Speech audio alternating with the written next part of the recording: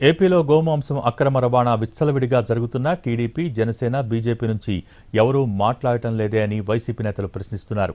హోంమంత్రికి సంబంధించిన వ్యక్తులు గోమాంసాన్ని రవాణా చేస్తున్నా పట్టించుకోవటం లేదని ఆరోపించారు మాజీ మంత్రి అంబటి రాంబాబు. సనాతన ధర్మం గురించి దక్షిణ భారతదేశం మొత్తం ప్రచారం చేస్తున్న పవన్ కళ్యాణ్ కూడా ఈ విషయం గురించి మాట్లాడకపోవడం ఏంటని ప్రశ్నించారు. పట్టుకున్నారు.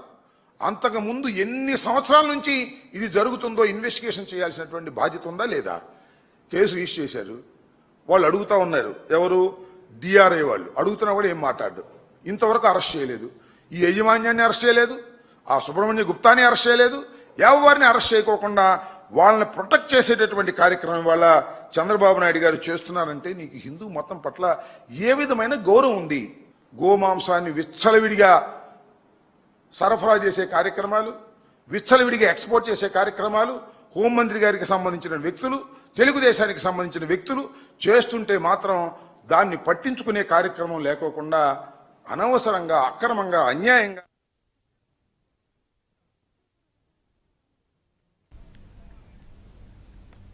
తనపై వస్తున్న ఆరోపణల్ని ఖండించారు సుబ్రహ్మణ్య గుప్తా. 2019లో నిర్మించిన శ్రీమిత్ర కోల్డ్ స్టోరేజ్కు తాను మేనేజింగ్ పార్ట్నర్ని, ఆ కోల్డ్ స్టోరేజ్ను 5 ఏళ్ల పాటు లీజుకి ఇచ్చామని, ఇటీవల రెంట్ పర్పస్లో నిర్వహిస్తున్నామని తెలిపారు.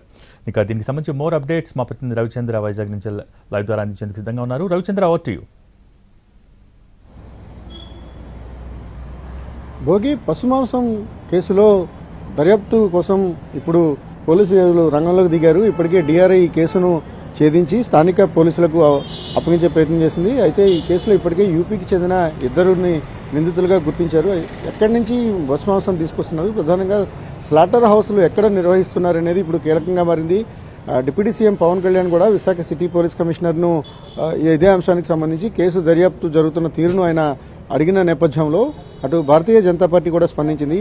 గోమాంసానికి సంబంధించి ఏవైతే ఇష్యూస్ ఉన్నాయో, లేకపోతే వాటి అక్రమ రవాణా కావచ్చు, లేకపోతే విశాఖ కేంద్రంగా 2 లక్షల కేజీల గోమాంసాన్ని నిల్వ చేయడం వంటి అంశాలపైన లోతైన దర్యాప్తు జరపాలని కూడా బీజేపీ డిమాండ్ చేసిన నేపథ్యంలో ఇప్పుడు ఈ అంశం ఎటు వెళ్తుందనేది ఆసక్తికరంగా మారింది. ఇప్పటికే అదుపులో ఉన్న ప్రధాన నిందితుడిగా భావిస్తున్న ప్రధాన నిందితుడితో పాటు మరికొందరిని పీటీ వారెంట్ పైన అదుపులోకి తీసుకుని విచారించే అవకాశం ఉంది. ఈ దిశగా విశాఖ సిటీ పోలీసులు 1-2 రోజుల్లోనే యాక్షన్ ప్రారంభించే అవకాశం ఉంది. ఇక స్లాటర్ హౌసెస్కు సంబంధించి ఇప్పటికే తణుకుతో పాటు ఇతర ప్రాంతాల్లో ఉన్న అనధికారిక స్లాటర్ హౌస్ల మీద గొడవలు జరుగుతున్న క్రమంలో విశాఖపట్నంలో పట్టుబడ్డ ఏదైతే భారీ మొత్తంలో పశుమాంసం ఉందో, ఈ పశుమాంసం ఎక్కడి నుంచి తీసుకొచ్చారనే దాని మీద పోలీసులు దృష్టి సారించే అవకాశం ఉంది.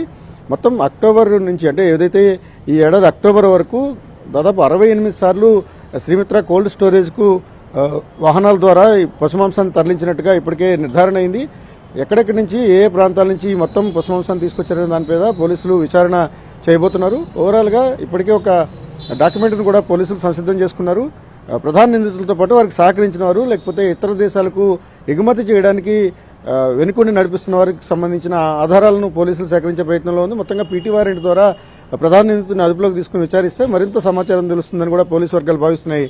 Bhogi, thank you Ravichandra. బులెటిన్లో షార్ట్ బ్రేక్ తీసుకుందాం. ఏలూరు జిల్లా తణుకుకు లింకులు ఉన్నాయా? తణుకు మండలం తేతలిలోని లేహం ఫుడ్ ప్రొడక్ట్స్ ఫ్యాక్టరీ నుంచి పశుమాంసం ఎగుమతి అవుతోందా అంటే అవుననే ఆరోపణలు వినిపిస్తున్నాయి. ఈ ఫ్యాక్టరీలో బతుకున్న గేదెలతో పాటు ఆవులను కోసి వాటి మాంసాన్ని విదేశాలకు ఎగుమతులు చేస్తున్నారంటూ స్థానికులు ఆరోపిస్తున్నారు. ఏడాది క్రితం ఈ ఫ్యాక్టరీలో పశుమాంసం ప్యాకింగ్ పనులు ప్రారంభించారు. పశువుల వ్యర్థాలు, వాటిని శుద్ధి చేసేందుకు ఉపయోగించే కెమికల్స్, ఫ్యాక్టరీ నుంచి వెలువడే దుర్గంధంతో చుట్టుపక్కల ఉన్న గ్రామాల ప్రజలు అల్లాడిపోతున్నారు. రాత్రిపూట పశువుల్ని తరలించి ఈ ఫ్యాక్టరీలో వధిస్తున్నారని, మాంసం విదేశాలకు ఎగుమతి చేస్తున్నారనే ఆరోపణలు ఉన్నాయి. పశువధకు సంబంధించి ఈ ఫ్యాక్టరీకి అనుమతులు లేకపోయినా యథేచ్ఛగా నడుస్తున్నాయని ఈ ఫ్యాక్టరీని అధికారులెవరూ పట్టించుకోవటం లేదంటూ మరోసారి ఆందోళనలు చేసేందుకు సిద్ధపడుతున్నారు స్థానికులు. నాకు క్లియరెన్స్ సర్టిఫికేట్ ఇవ్వాలి, నాకు అన్ని అర్హతలు ఉంటేనే మీకు ఇవ్వాలి.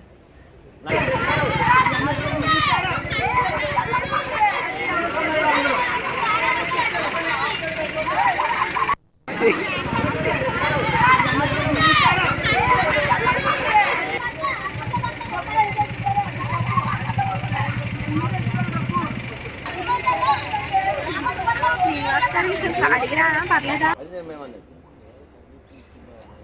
నేనేమంటే పర్మిషన్ లేవు.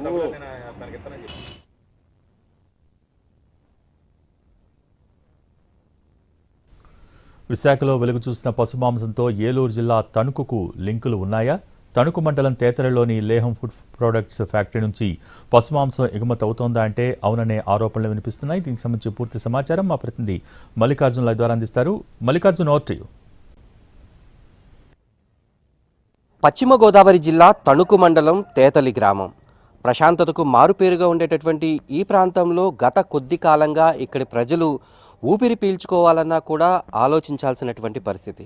కారణం సమీపంలో ఉన్నటువంటి లేహం ఫుడ్ ఫ్యాక్టరీ నుంచి వస్తున్నటువంటి దుర్గంధంతో వీళ్ళందరూ కూడా పగలు రాత్రి అనేటటువంటి తేడా లేకుండా కంటి మీద కునుకు లేకుండా జీవనాన్ని సాగించేటటువంటి పరిస్థితి కనిపిస్తూ ఉంది. ఈ ఫ్యాక్టరీ నుంచి వచ్చేటటువంటి కలుషితం కారణంగా, ఇక్కడి నుంచి వచ్చేటటువంటి దుర్గంధం కారణంగా ఈ ప్రాంతంలో ప్రజలందరూ కూడా తీవ్ర ఇబ్బందులు పడుతూ ఉన్నారు. గ్రామస్తులతో మనం మాట్లాడించేటటువంటి ప్రయత్నం చేద్దాం. స్వామి, చెప్పండి, ఎప్పటి నుంచి ఈ సమస్య ఉంది? ఇప్పుడు మీరు ప్రస్తుతం ఎదుర్కొంటున్నటువంటి ఇబ్బంది? ఒక సంవత్సరం నుంచి పడుతున్నామండి. ఎవరి దగ్గరికి వెళ్ళినా ఏం స్పందించట్లేదు. పిల్లలతో మేము ఉంటున్నాం ఇక్కడ. ఎక్కడి నుంచి వచ్చి చిన్న చిన్న ఇల్లు కట్టుకున్నాం. దానికి అసలు ఏ రకమైన కట్టుకున్నాం, ఎలా కష్టపడ్డాం మాకు మాత్రం తెలుసు. ఈ ఫుడ్ ఫ్యాక్టరీ వాళ్ళు వచ్చి ఎంఆర్ఓలు కానీ, లేదా ఎమ్మెల్యేలు కానీ, లేదా ప్రతిపక్ష నాయకులు కానీ ఎవరూ కూడా మాకు స్పందించట్లేదు. అనుకూలత లేదు. మేము తిరగడమే తప్ప దానికి ఏమాత్రం లేదు. ఆఖరికి డిప్యూటీ సీఎం పవన్ కళ్యాణ్ గారి 2 సార్లు వెళ్ళాం. మేము ఎందుకు తిరిగామో అన్నది మాకే తెలియని పరిస్థితి కింద ఉంది. అటు తిరిగి ఇటు తిరిగి పోలీసు వాళ్ళందరూ కలిసి తిరిగి మా మీద కేసులు పెట్టారు, లోకల్ మనుషులను పట్టుకుని. ఇవన్నీ ఎలాగ కొనసాగుతుందో ఈవేళ వచ్చారు మీరు అందరూ ఇన్నాళ్ళకి ఎక్కడ వైజాగ్లో దొరికిందని. ఆ దొరికినాక మళ్ళీ నాళ్ళకి మళ్ళీ ఈ విషయం మళ్ళీ బయటకు వస్తుంది. దీన్ని మరి మీరు అందరూ సహకరించి మాకు న్యాయం చేయాలని కోరుకుంటున్నాం. మేము ప్రధానంగా వస్తున్నటువంటి ఇబ్బంది ఏంటంటే ఇప్పుడు చూస్తుంటే ఇక్కడ గాలి పీల్స్తుండే తెలుస్తుంది. అసలు మహా దారుణమైన దుర్వాసన అనమాట. ఇంకా తలుపులు తీసుకుని కూడా ఉండలేని పరిస్థితి. ఆల్రెడీ మీరు కూడా చూస్తున్నారు కూడా. కనీసం ఇంటికి కిటికీ తలుపు కూడా తీసుకొని కూర్చోలేని స్వేచ్ఛ లేదు. ఇవాళ మీరు అందరూ వచ్చి వల్ల బయట కూర్చున్నాం. ఇది పరిస్థితి, మా పరిస్థితి. మీరు చెప్పండి, ఇప్పుడు ఆ చుట్టుపక్కల చూస్తే ఇళ్ళన్నీ కూడా కొత్తగా కట్టుకుని అందరూ ఉన్నట్టుగా కనిపిస్తుంది. ఎటువంటి ఇబ్బందులు ఉన్నాయి? పిల్లలకి ఎటువంటి ఇబ్బందులు ఎదురవుతాయి? పిల్లలు ప్రశాంతంగా ఇక్కడ ఉన్న మేము పీస్ఫుల్గా ఉంటుంది కదా అని ఇక్కడికి వచ్చి కొనుక్కొని చేసామండి. అయితే పిల్లలు ప్రశాంతంగా ఆడుకోవడానికి కూడా లేకుండా ఆడుతూ ఉన్న వాళ్ళు ఆ వాసనకి ఒకేసారి ఇంట్లోకి వచ్చేసి అమ్మాయి ఇలాగ ఇబ్బంది వచ్చేస్తుందని చెప్పి ఇబ్బంది పడుతున్న వాళ్ళే కానీ మాకు ప్రశాంతత లేకుండా ఉందండి. ఒక అధికార పార్టీ వాంతులు అయిపోయి ఇబ్బంది పడుతున్నారు. ఒక అధికార పార్టీ దగ్గరికి వెళ్ళాం, ప్రతిపక్ష పార్టీ వాళ్ళ దగ్గరికి వెళ్ళి ఎవరి దగ్గరికి వెళ్ళినా వాళ్ళు ఇచ్చారు పర్మిషన్ అని ఒకళ్ళు, వీళ్ళు ఇచ్చారు పర్మిషన్ అని ఒకళ్ళు, వాళ్ళ మీద వాళ్ళు వేసుకుంటున్నారే కానీ మా సమస్య పరిష్కరిస్తాం మేము ఉన్నాం అని భరోసా ఇచ్చేవాళ్ళు ఒక్కళ్ళు లేరండి. ఎదురు ఏదైనా మాట్లాడితే మా మీదే తిరిగి కేసులు పెట్టి చాలా ఇబ్బంది పెడుతున్నారండి. ఇప్పటివరకు ఎవరెవరిని కలిశారు? ఎంతమంది నాయకులు కలిశారు? ఏదైనా భరోసా ఏదైనా వచ్చింది?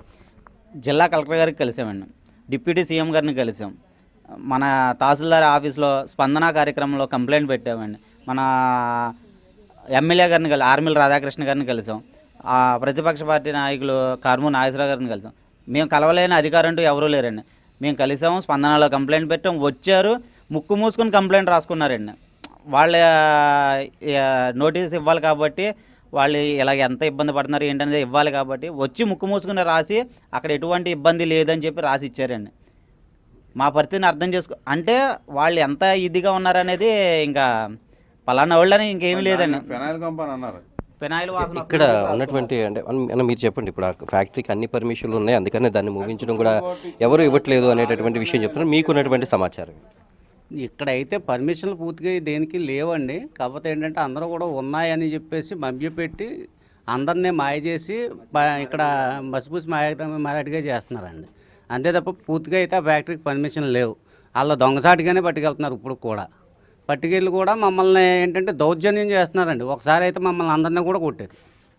మా వ్యాన్లను ఆపామని చెప్పేసి మమ్మల్ని అందరినీ రౌడీలు పెట్టి కొట్టించి తిరిగి మేమేదో డబ్బులు అడుగుతున్నామని మా మీదే కేసులు పెట్టి అర్ధరాత్రి కాడ ఆడవాళ్ళని మగవాళ్ళని అందరినీ పోలీస్ స్టేషన్ పైడిపల్లి పోలీస్ స్టేషన్లో మేము అర్ధరాత్రి దాకా కూర్చున్న రోజులు కూడా ఉన్నాయండి.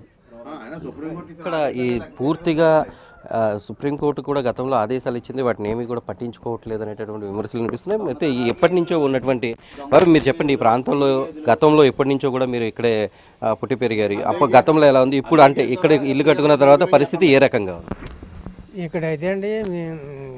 ఇక్కడైతే చాలా ఇబ్బందికరంగా ఉందండి.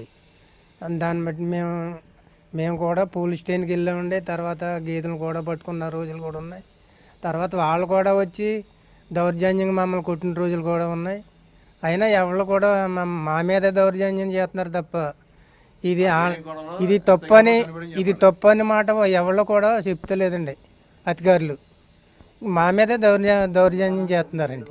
అమ్మా చెప్పండి, మీరు ఎదుర్కొంటున్నటువంటి సమస్య ఇప్పటివరకు ఏమైనా పరిష్కారం అవుతుంది అనుకుంటున్నారు? ఇప్పటివరకు ఎక్కడెక్కడ తిరిగారు అంటే ఈ సమస్య పరిష్కారం కోసం? మేము మంగళగిరి వెళ్ళామండి. తెలుగుదేశం పార్టీ ఆఫీస్కి కూడా వెళ్ళాము. మంగళగిరిలోని ఎమ్మెల్యే గారి దగ్గరికి మాట్లాడితే వెళ్తున్నాం ఏదో ఈ సమస్య పరిష్కారం అవుద్దని, కానీ ఎటువంటి పరిష్కారం జరగలేదు. గత 20 రోజుల నుంచి మహా దారుణమైన వాసన అండి. వాంతులు అయిపోతున్నాయి పిల్లలకి, తలకాయ పోటు. హాస్పిటల్లో అమ్మట తిరగాల్సి వస్తుందండి. గవర్నమెంట్ హాస్పిటల్కి వెళ్ళి అడగండి పలానా చోట నుంచి వచ్చారా అని, ఎంతమంది వచ్చారో కూడా చెప్తారు. అంత ఇబ్బంది పడుతున్నాం. మాకు ఎందుకండి ఇది ఇక్కడ కట్టుకుని ఈ వాసన ఏదో చల్లగా ఉంటుంది, దూరంగా ఉంది కాలుష్యాన్ని, కానీ ఇక్కడ కొనుక్కుని ఇక్కడ కట్టుకున్నాం.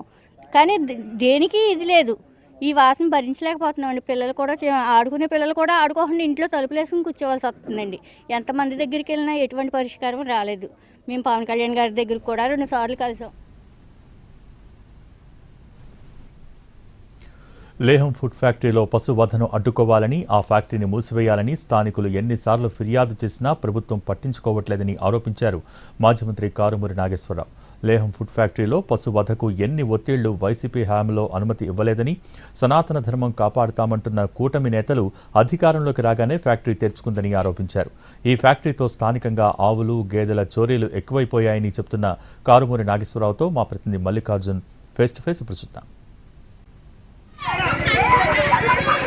విశాఖలో కంటైనర్లలో లక్షల కేజీల పశుమాంసం దొరకడం ఇప్పుడు తీవ్ర కలకలం రేపుతోంది. అయితే తణుకుకు కూడా ఈ లింకులన్నీ కూడా తణుకు నుంచి ఉన్నాయి అనేటటువంటి విమర్శలు వినిపిస్తున్నాయి. ఈ నేపథ్యంలో మనతో మాట్లాడేందుకు తణుకు మాజీ ఎమ్మెల్యే అలాగే మాజీ మంత్రి కారుమూరి ఉన్నారు. సార్, తణుకులో ఇప్పుడు పశు వధ జరుగుతుంది అని మీరు ఎప్పటి నుంచో పోరాటం చేస్తున్నారు. ఇప్పుడు విశాఖలో కూడా లక్షల కేజీల మాంసం దొరకడం కూడా ఇప్పుడు వివాదానికి కారణమైంది. అసలు ఇక్కడ ఉన్నటువంటి ఫ్యాక్టరీకి అనుమతులు ఉన్నాయా లేదా, మీకు ఎటువంటి సమాచారం ఉంది?